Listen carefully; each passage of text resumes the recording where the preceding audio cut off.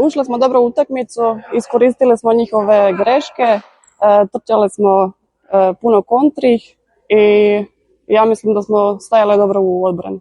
Pokazali smo što možemo i plasirali smo se u četvrtini finala.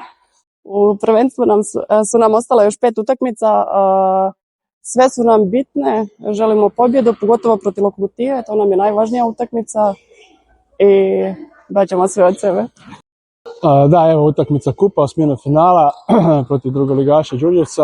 Razlika je bila očita u kvaliteti, tu uopće nema šta pričati. Nama je samo bilo važno da ozbiljno pristupimo u utakmici i da se nitko ne ozlijedi. Eto, zahvaljujemo domaćinoj organizaciji, a mi se dalje krećemo u utakmicama prvenstva i izvačenju četvrtine finala kupa.